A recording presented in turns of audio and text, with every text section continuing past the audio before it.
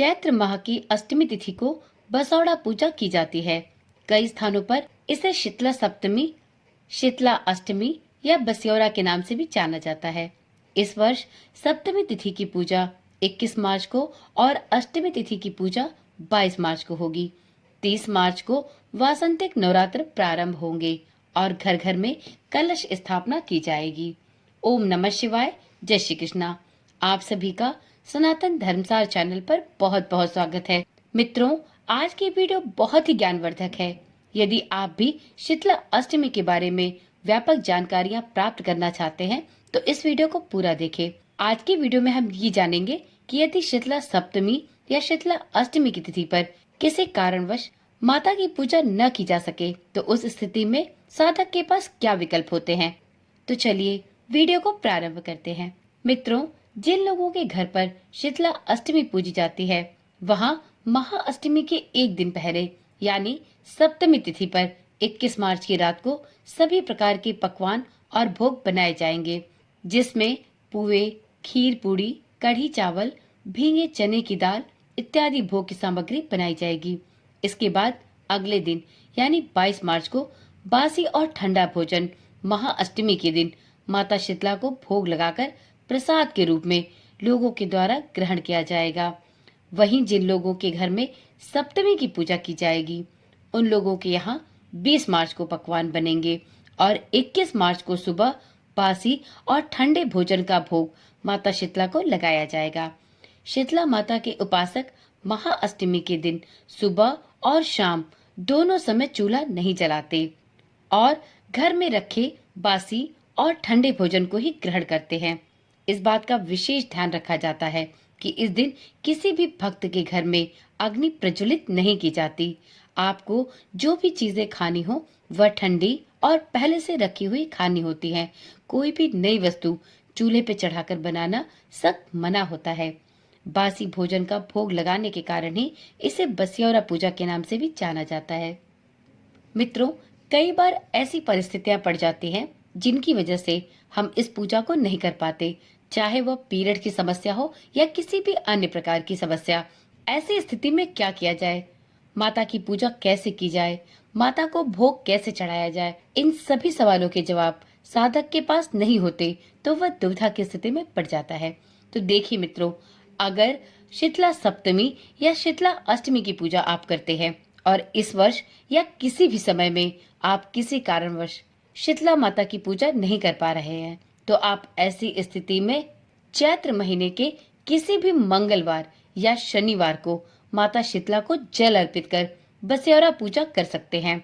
मित्रों, आप जिस प्रकार से शीतला सप्तमी या शीतला अष्टमी के दिन माता शीतला की पूजा करते, ठीक उसी प्रकार से आप चैत्र माह के किसी भी मंगलवार या शनिवार को माता को जल अर्पित करें और इसके साथ ही ठंडा और बासी भोजन बनाकर रख ले और अगले दिन ब्रह्म मुहूर्त में माता को भोग में अर्पित करें और संपूर्ण विधि विधान का पालन ठीक उसी प्रकार से करें जिस प्रकार से आप शीतला सप्तमी या शीतला अष्टमी की पूजा में करते।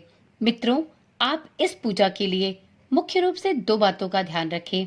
एक तो इस पूजा में कभी भी गर्म भोजन नहीं चढ़ाया जाता, तो इसलिए जिस दिन भी आप व्रत करना चाहते हैं, जैसे आपने मंगलवार के दिन व्रत करना है तो आप सोमवार के दिन सूर्यास्त के बाद सभी भोग सामग्री बना ले और मंगलवार के दिन सुबह ब्रह्म मुहूर्त में माता को यह भोग अर्पित करें।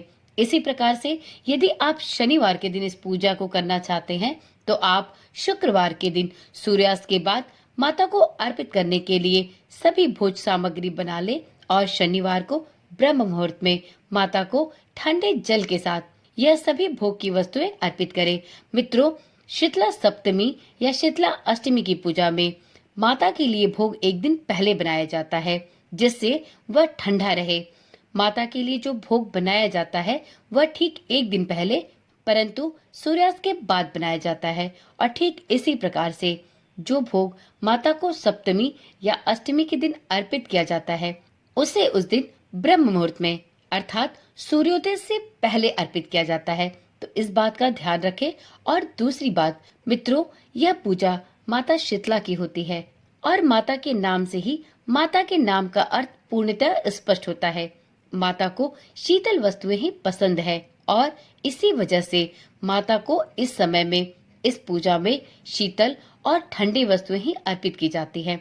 तो आप यदि माता के लिए भोग बना रहे हैं तो वह भी ठंडा होना चाहिए। किसी भी गर्म वस्तु का भोग माता को अर्पित नहीं किया जाता।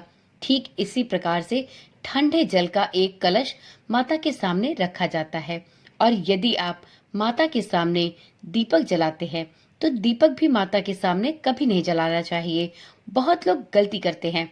इस पूजा में संपूर्ण विधि विधान का पालन करते हैं, परंतु एक गलती उनसे हो जाती है। वो ये है, लोग अनजाने में अज्ञानता के कारण माता के सामने दीपक प्रज्वलित कर देते हैं, जबकि शीतला सप्तमी या शीतला अष्टमी या जिसे बसौड़ा भी कहते हैं, इस पूजा में माता को ठंडा दीपक अर्पित किया जाता है।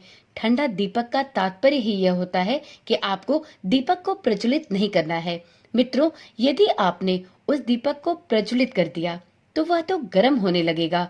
इसलिए इस बात का ध्यान रखें कि माता के लिए सबसे पहले आटे का एक दीपक तैयार करें और इसके बाद आप उसमें तेल भरे, बाती लगाए, परंतु उसे जलाए नहीं। माता के सामने उस ठंडे दीपक को ही रखें और उसके बाद माता की संपूर्ण विधि विधान के साथ पूजा करें, परंतु भूल कर भी उस दीपक को प्रज्वलित ना करें। इस बात का विशेष रूप से ध्यान रखें। यदि आप माता शीतला की पूजा संपूर्ण विधि विधान और नियमों का अनुसरण करते हुए करते हैं तो निश्चित ही माता शीतला आपको और आपके समस्त परिवार को घातक से घातक बीमारियों और संक्रामक रोगों से बचाती हैं। तो इसलिए इस बात का विशेष ध्यान रखें कि माता की पूजा में किन नियमों का पालन करना आवश्यक होता है। मित्रों, माता शीतला को चेचक, खसरा, हैजा, पीलेक एवं पोद्री जैसी बीमारी से निजात दिलाने वाली देवी के रूप में जाना जाता है। इस वर्ष पंचांग के अनुसार चैत्र माह के कृष्ण पक्ष की सप्तमी तिथि की शुरुआत 21 मार्च को देर रात 2:45 पर हो रही है और 22 मार्च को सुबह 4:23 पर समाप्त होगी। शीतला सप्तमी पर यदि आप पूजा करना चाहते हैं तो पूजा के लिए आपको शुभ समय 21 मार्च को ब्रह्म मुहूर्त में सुबह के 6:24 से मिल रहा है। तो आप इस दिन सूर्योदय से पहले ही माता की पूजा अवश्य कर ले। इसी प्रकार से यदि आप शीतला अष्टमी की पूजा करते हैं तो आप 21 मार्च को माता की पूजा और भोग के लिए संपूर्ण सामग्रियां बना ले और 22 मार्च को सुबह ब्रह्म मुहूर्त में अर्थात सूर्योदय से पहले माता की पूजा संपूर्ण विधि विधान के साथ कर ले। तो चलिए मित्रों, आज की वीडियो यहीं पर समाप्त करते हैं। इस चैनल पर आपको शीतला माता की व्रत कथा भी सुनाई जाएगी। तो आपने यदि अब तक चैनल को सब्सक्राइब नहीं किया है तो चैनल को सब्सक्राइब कर ले, क्योंकि इस चैनल पर आपको सभी प्रकार की व्रत पूजा और पर्वों की कथाएं सुनाई जाती हैं। साथ में आपको इस चैनल के माध्यम से विभिन्न स्तोत्र मंत्रों की भी व्याख्याएं दी जाती हैं। तो चलिए मित्रों, कल मिलते हैं।